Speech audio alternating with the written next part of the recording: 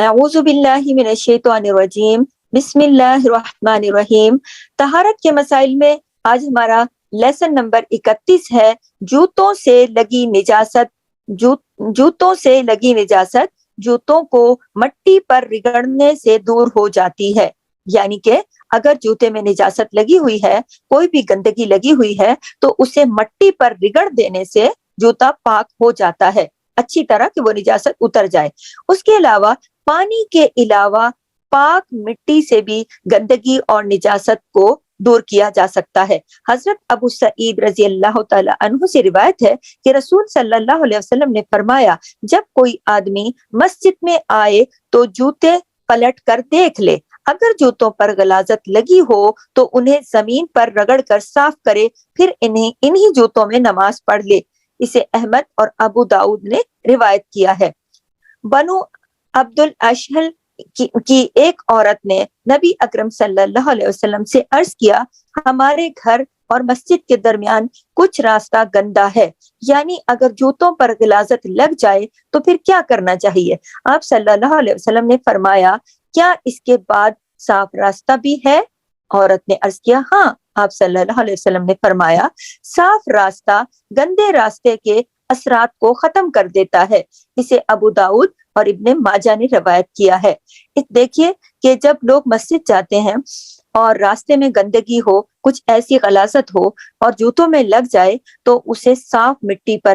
رگڑ لیں تو وہ جوتا پاک صاف ہو جاتا ہے۔ اور جیسا کہ ایک خاتون نے پوچھا نبی کریم سے، تو انہوں نے یہی جواب دیا کہ اگر راستے میں آپ کا جوتا گندا ہو جاتا ہے لیکن کہیں کہیں صاف پاک مٹی بھی آپ کو میسر آتی ہے اور آپ اس پر چلتے ہو، تو پاک مٹی، اس بات سے یہ ظاہر ہوتا ہے کہ پاک مٹی جوتے کی نجاست کو پاک کر دیتی ہے، ہٹا دیتی ہے، اس کے اثر کو ختم کر دیتی ہے۔ تو اگر مسجدوں کے رستے میں کوئی گندگی ہو تو اپنے جوتوں کو مٹی پر رگڑ لیں، اور کبھی کبھی ایسی مجبوری اگر آ جائے کہ جوتا پہن کر ہی نماز پڑھنی پڑے تو جوتے کو مٹی پر رگڑ کر اس کی نجاست صاف کر کے، یعنی ہٹا کر، دھوئے بنا مٹی پر رگڑ کر بھی پاک کر کے اس جوتے کو پہن کر بھی نماز پڑھی جا سکتی ہے۔ بعض اوقات لوگ سفر میں ہوتے ہیں، جوتا نہیں اتار سکتے، بعض اوقات لوگ ایسی سچویشن میں ہوتے ہیں کہ جہاں وقت کی کمی ہوتی ہے، جوتے کو پہننے اور پھر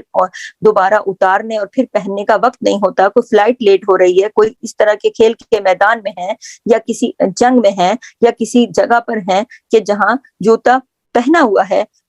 تو اور جوتے کو پہن کر ہی نماز پڑھنا ہے، تو پھر اس حدیث کی روشنی میں جوتے کے تلوے کو ایک نظر دیکھ لیں، اگر جوتے پر کوئی غلاظت موجود نہیں ہے تو آپ اس کو پڑھ لیں نماز، اور اگر جوتے پر غلاظت ہے تو اسے مٹی سے رگڑ کر اتار لیں اور پھر جوتا پہن کر بھی نماز پڑھی جا سکتی ہے۔ اور یہاں چونکہ مسجد کا ذکر آیا ہے تو یہ میں کنفرم کرتی چلوں کہ اب اس وقت کے زمانے میں، اس وقت کے دور میں مسجدوں میں قالینیں، کارپیٹ اور دوسری چیزیں آرائش کی بہت زیادہ آ گئی ہیں۔ جس وقت یہ حدیث بیان کی گئی اس وقت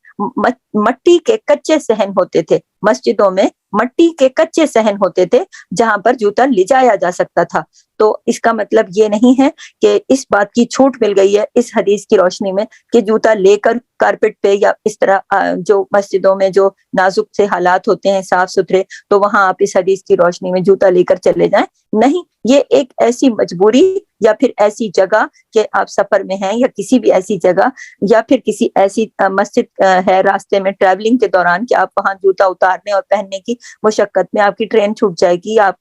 کی سواری والا اتنی دیر انتظار نہیں کرتا، یا آپ کی طبیعت ٹھیک نہیں ہے یا اور کوئی مسئلہ مجبوری ہے، تو پھر ایسی صورت میں آپ جوتے سمیت جہاں پہ گندگی نہ پہنچے اور جوتا بھی گندا نہ ہو اور کسی کو بھی اعتراض نہ ہو تو ماحول کے مطابق آپ جوتا پہن کر نماز پڑھ سکتے ہیں۔ سبحانک اللہم و بحمدک، نشہد ان لا الہ الا انت، نستغفرک و نتوب الیک۔ السلام علیکم۔